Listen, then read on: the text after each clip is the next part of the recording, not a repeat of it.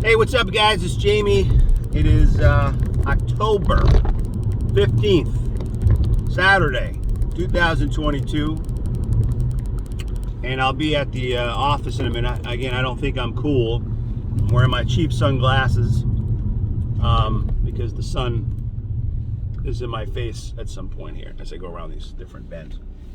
So really quick, what I wanted to talk about this morning was, well, first of all, the market yesterday was tough. If you're a day trader, man, I mean I don't day trade. Once in a while I'll mess around, but for the most part, I'm not getting involved in that because I'm not saying you can't become a great day trader. I mean, there are some guys that do very, very well, but for me, it ain't for me. I do enjoy the swing trade, weeks, days, weeks. I don't prefer the months, but days and weeks are great for me. And I'm not right. One thing that really bothers me before I talk about really quick what I wanted to is I was listening to different people that I kind of like the things they talk about to get a kind of a little sentiment on the topic, whether it was the market sentiment or specific stock. Like I was checking out Tesla because I had a position in the Robinhood account where I was actually swing trading. It didn't work out. I haven't closed it out, but it just didn't go the way I was hoping. And I wanted to see what they had to say. And it's pretty funny to listen to some of the people that are like, when they're right, man, they're Warren Buffett. Like, I told you, I tried to warn you that was going to happen. Bearish and bullish and hawkish and dovish, and they have all the sayings that go with the stock market, and they like to show you how they were right, to validate themselves, so to speak. But when they're wrong, they're making excuses, right? They're not going to just own it. That's why I don't want to sound that way. That's why, for the most part, I don't show a lot of charts and things like that, because there's enough of that out there where you can get your fill of people showing technical analysis, and PE ratios, and all the data that you want to learn about any specific company, whether it's a stock or the company itself, which is correlated, or cryptocurrencies, or whatever. There's plenty of information out there where you can do your due diligence and learn it. So I was listening to the guys talk about how right they were, how wrong they were, making excuses they were. But I was just trying to figure out, like, hey, Tesla was down, but then if you look at the TQQQ or the SQQQ, it kind of it mirrored what happened with stocks like Tesla that were down 7 or 8%, because the SQQQ or SQQQ, yeah, 3 Qs, was up 8%, and Tesla was down about almost 8% in one day, which is massive, right?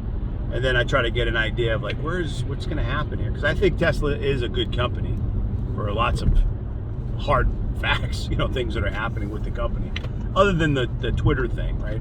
But I was thinking, like, what's going to happen with Tesla over the next few weeks and months? Is it going to go to the 180, 160? But 180 was a very possible target to hit, 180-ish, in that range. So I'm like, okay, well, if that happens, I have to be prepared, because I'm in it for in the low twos. So I'm going to take a loss in valuation of stocks per share, but I'm not planning to sell them. So really, it's like if I was going to sell covered calls or try to work at that angle, I just got to be careful. If you're using margin, you really got to be careful, because if you get a margin call, then your not options like the options itself, but your options are limited of what you can do, not to get liquidated. So anyway, I thought that was something to mention. And then, regarding investing in general, right? Like, my son sent me his budget yesterday. I've been kind of on him about that, because he promised me he would have it last week, and he didn't give it to me. And I was going to let it alone, But then at the same token, I'm like, man, he's at this age, he's going to be 21 on the 20th. And I really, really wanted him to I was really hoping that he would take the initiative to start to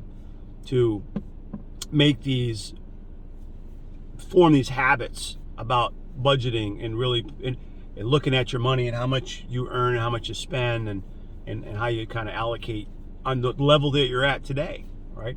I mean, there's levels I would aspire to get to in my lifetime if I'm allowed the time and if I make the right moves. But always with him, I'm like, man, at 20 years old, if I knew what I knew today, like that saying, if I knew then what I knew today, it's pretty true. So the sooner you figure it out, the not because you're still not going to have failures and hit potholes along the road and have failures and things that are out of your control. But again, probabilities and likelihood of you having more success and sooner are far greater than having no idea, at all what you're doing and how to do it. So he did say after he did the exercise, and he gave me all his expenses, per per liability, like his gas, his car insurance, and things like that, and cell phone bill. And he had the line, he did it on an Excel sheet. I don't know if it was his or if he got a template. Because I didn't tell him, here's where you do it. I just said, hey, do it on a spreadsheet, do it on a piece of paper, however you do it, just write it out. And he said in the text message that he sent me, he's like, wow, yeah, Dad, that really gave me some insight onto how I'm spending my money. So I haven't responded yet, but I'm looking forward to that. Excites me, right, to do that. So I would say, whatever you're doing, think of it like this. In the backyard, I have this I just tore down this old fence I had and started to put up a new one myself for the part I'm able to do. And there's a little garden that we've kind of unattended, but it had seeds there, tomato seeds, mostly tomato seeds. And those took roots, and without even any effort, there's plants there that have these tomatoes, right? There's plum tomatoes and the regular greenhouse type tomatoes, and they're just there, right? Without even thinking, just like, oh wow, there's tomatoes. And it took months, right? I guess, or season certain things to be right for them to bear these big tomatoes. Like they're about the size of the palm of my hand. And the plum tomatoes, they're kind of like elongated type tomatoes. They're coming out and they're green, and it just, you can't rush a tomato, right? You can't rush an apple tree to give you apples. You plant it, you cultivate it, and you forget about it. If the soil's right, if the temperature, climate's right, they're going to bear fruit, or vegetables. You're going to see a yield.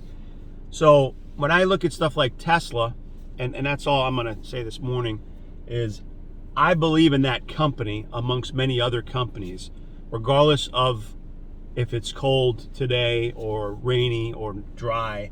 I think that Tesla as a company will continue to succeed, from my belief that the stock will recover. I don't know if it'll be in a few weeks, during this earnings report, in a few months, a couple years. I don't know what the target is, if it'll hit 600 or 700 on the high, if you look at like Tip Ranks or any of the analysts on the high side, or if it's going to go to the low side, right, of under $100. I always kind of think of the mid-range as a good median, where if it's in the threes and I'm in the low twos, I could always dollar cost average in if it does drop into the 180s, because I think, hey, long-term wise, I should see, I think I'll get a return on that. But here's the thing. During that cycle, whether it's weeks, months, or years, if you need that money, if you're trading that money versus you're just putting it aside as one of the places that you're distributing some of your money, that's when it gets stressful. If you're like, oh, I really was counting on the profits of that money, I really needed it in short term, it may not be the play. You may be able to turn that money somewhere else. You may need that money to pay some bills. You you may be able to do more with that money. So if I own Tesla at $200 a share, it drops to 180, and it takes a year to get to 300. And if I have 1,000 shares, I mean, granted, I'm going to make some good money, but I don't know how long it's going to take, and then I got to pay taxes on that if I was to take the money out. The only way I'm going to really benefit from that is if I sell those covered calls and, you know, those type of things, and if I can make money each week or each month from that, in addition to just what the stock eventually goes up to. That's something else. But if I'm just like straight up banking on the climb over whatever time frame that is, knowing we're going into a rough year in 2023 at least, I may be really disappointed, whatever the stock is. So just be careful where you're placing the money, wherever that money is right now, and think about, you know, as far as how you need it, how you're going to use it, that type of thing. But okay, I got to get in here. I hope you guys have a great weekend. I'm sure I'll do something else before then. But that was my thought of the morning. I'll see you guys next time.